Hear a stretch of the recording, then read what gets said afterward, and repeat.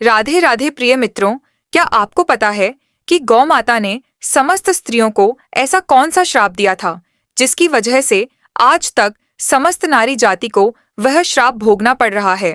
गौ माता का एक ऐसा श्राप जिसे टाला नहीं जा सका, उसी की वजह से आज भी समस्त नारी जाति को वह श्राप भोगना पड़ रहा है।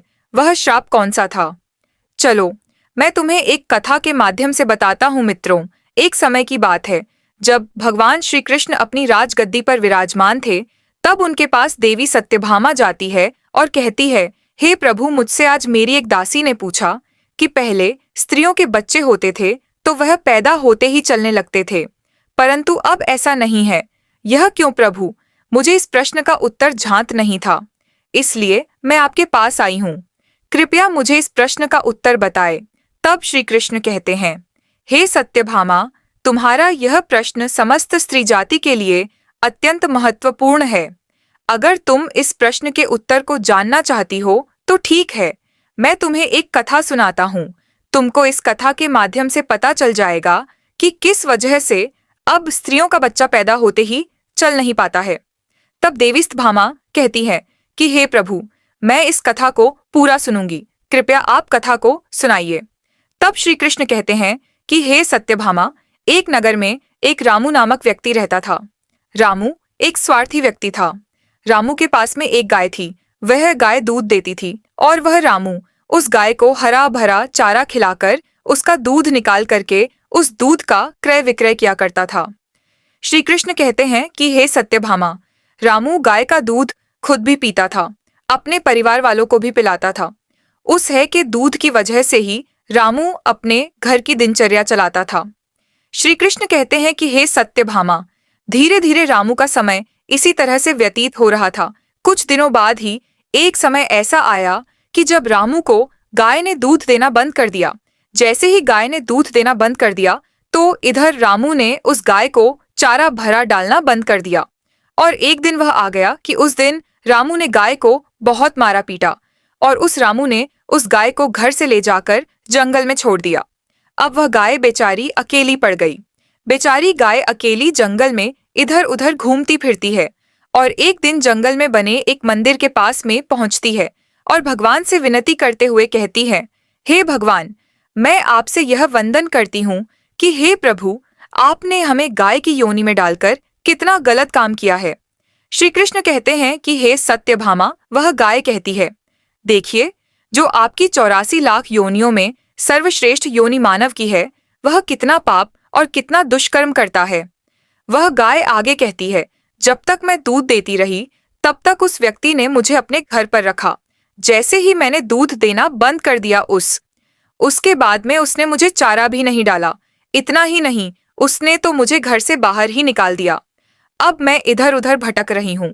अब जंगल में चारा खा खा करके, जंगल में घास खा करके मैं अपने पेट को भरती हूँ, गुजारा करती हूँ। हे भगवान, आपने जो सर्वश्रेष्ठ योनि बनाई है, प्रभु, यह तो कितनी स्वार्थी और लालची योनि है। श्री कृष्ण कहते हैं कि हे सत्यभामा, धीरे धीरे समय व्यतीत होता चला गया। गाय बेचारी दर बदर भटकती रही। जब भी वह गाय रामू के द्वार पर आ जाती है तो अब रामू लाठी लेकर के उस गाय को जंगल की तरफ, खेतों की तरफ भगा करके आता है। श्री कृष्ण कहते हैं कि हे सत्यभामा, धीरे धीरे जब वह गाय एक दिन गर्भवती हो जाती है तो अब जैसे ही 3-4 महीने का गर्भ हुआ है तो उसी जंगल से एक स्त्री गुजर रही थी। उस स्त्री ने जैसे ही उस गाय को देखा, उसने मन में सोचा कि यह गाय तो गर्भवती है। मैं एक काम करती हूँ, इस गाय को मैं पाल लेती हूँ। जब इसका बच्चा हो जाएगा तो यही गाय मुझे दूध देने लगेगी। तब मैं इसका दूध खुद पीऊंगी और साथ ही अपने परिवार वालों को भी पिलाऊंगी। श्री कृष्ण कहते हैं कि हे सत्यभामा, वह स्त्री आगे कहती है कि इस गाय का दूध खूब क्रय विक्रय करूंगी। लेकिन जैसे ही वह स्त्री उस गाय को पकड़ने के लिए अपने पति को बुलाने के लिए जाती है और जब तक उसका पति वहां पर आता है तब तक वह गाय वहां से चली जाती है। धीरे धीरे और समय व्यतीत होता है। श्री कृष्ण कहते हैं कि हे सत्यभामा, जब उस गाय के प्रसव का समय नजदीक आ गया तब वह एकांत जंगल में सुरक्षित जगह पर जाकर के उस गाय ने एक बछड़े को जन्म दिया। श्री कृष्ण कहते हैं कि हे सत्यभामा, प्रसव के कुछ समय बाद वही स्त्री उसी जंगल में घास काटने के लिए अपने खेतों पर गई हुई थी। जैसे ही उसने दूर से देखा कि एक गाय ने अपना बच्चा दिया हुआ है, तब वह उसके पास गई और उसने ध्यान से उस गाय को देखा तो बोली कि अरे, यह तो वही गाय है, इस गाय ने तो बछड़ा दे दिया। चलो, अच्छा हुआ। श्री कृष्ण कहते हैं कि हे सत्यभामा, वह स्त्री सोचती है, अब मैं इस गाय को पकड़ करके अपने घर पर अवश्य ले जाऊंगी। जैसे ही वह स्त्री उस गाय के पास से अपने पति को बुलाने के लिए जाने लगती है, तभी गाय उसी समय उस स्त्री से कहती है, हे बहन, आज तुम हमारे ऊपर एक परोपकार कर दो। यह हमारा जो बच्चा है, यह पीछे पड़ा हुआ है। इसे उठाकर कि तुम गर्दन के ऊपर रख दो, मैं अपने बच्चे को लेकर के किसी सुरक्षित जगह पर चली जाऊंगी, क्योंकि यह मेरा बच्चा 8 महीने बाद चलने लायक हो पाएगा, 8 महीने बाद अपने पैरों पर चलेगा। श्री कृष्ण कहते हैं कि हे सत्यभामा, ऐसा अभी है, ऐसा पहले नहीं था। पहले गाय का बच्चा 8 महीने के बाद ही अपने पैरों पर चलने लायक हुआ करता था। श्री कृष्ण कहते हैं कि हे सत्यभामा, लेकिन जैसे ही उस स्त्री ने गाय की बात सुनी तो वह बहुत जोर जोर से हंसने लगी। वह कहने लगी, तुम्हारा बच्चा इतना गंदा है, इतनी गंदगी में यह पड़ा है, मैं तुम्हारे बच्चे को उठा करके तुम्हारे कंधे पर क्यों रखूं? मैं तुम्हारे ऊपर यह परोपकार क्यों करूं? जैसे ही उस स्त्री ने उस गाय का बहुत मजाक बनाया, उस समय गाय बेचारी असहाय थी, वह अपने बच्चे को उठा नहीं सकती थी। श्री कृष्ण कहते हैं कि हे सत्यभामा, उसी समय दुखी होकर के गाय ने श्राप दे दिया। उसने श्राप देते हुए कहा कि जाओ, आज तुम्हारा बच्चा जन्म लेने के बाद तुरंत चलने लगता है, लेकिन आज मैं श्राप देती हूँ, तुम्हारा बच्चा जन्म लेने के 8 महीने बाद ही अपने पैरों पर चलने लायक होगा, और जो यह मेरा बच्चा आज चल नहीं पा रहा है और यह आज के बाद पैदा होते ही बहुत जल्द अपने पैरों पर चलने लायक हो जाएगा। श्री कृष्ण कहते हैं कि हे सत्यभामा, इसी शराप के कारण स्त्रियों का बच्चा अपने पैरों पर पैदा होते ही नहीं चल पाता, क्योंकि गाय माता ने समस्त स्त्री जाति को श्राप दिया है। परंतु गाय माता का जो बच्चा होता है वह तुरंत चलने लायक हो जाता है। अब श्री कृष्ण आगे कहते हैं, हे देवी सत्यभामा, अब तो आपको पता ही चल गया होगा कि आखिर किस कारण से स्त्री का बच्चा पैदा होते ही नहीं चल पाता, और वह कौन सा श्राप है जो गाय ने स्त्री को दिया था।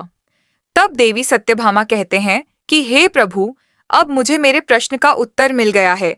इस प्रश्न का उत्तर बताने के लिए आपका कोटि कोटि धन्यवाद। बाद मित्रों, कहा जाता है कि सतयुग में जिस समय सुखदेव जी पैदा हुए थे, तो सुखदेव पैदा होने के तुरंत बाद ही अपने पैरों पर चलने लगे थे, और वेदव्यास भी जन्म लेने के तुरंत ही बाद अपने पैरों पर चलने लगे थे।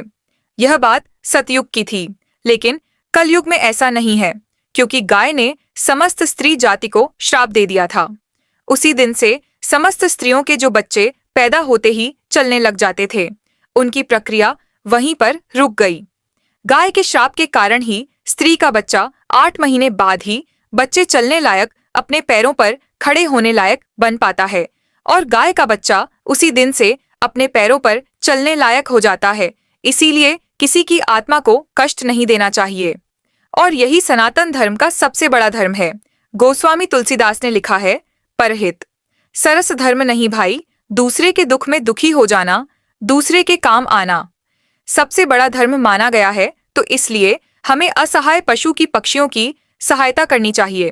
गाय के श्राप की वजह से ही जितने भी पशु पक्षी हैं, उन सबके बच्चे जन्म लेने के तुरंत बाद चलने लग जाते हैं, लेकिन स्त्रियों के बच्चों पर इसका विपरीत प्रभाव पड़ा कि जन्म के तुरंत बाद स्त्री का बच्चा चलने लायक बन पाया हो। एक स्त्री की गलती से आज समस्त मानव जाति की महिलाओं को उस श्राप का खामियाजा आज भी भुगतना पड़ रहा है। मित्रों, आपको यह कथा कैसे लगे, हमें कमेंट में अवश्य बताइएगा, और वह कौन सा श्राप था जो स्त्रियों को मिला था, वह भी आप समझ चुके हैं। मित्रों, कमेंट में जय श्री कृष्णा अवश्य लिखना। साथ ही अगर आप हमारा चैनल पर नए हैं तो चैनल को भी सब्सक्राइब अवश्य कर लेना हो, जिससे आप लोगों को आध्यात्मिक ज्ञान से जुड़ी नई नई जानकारी मिलती रहेंगी। प्रिय मित्रों,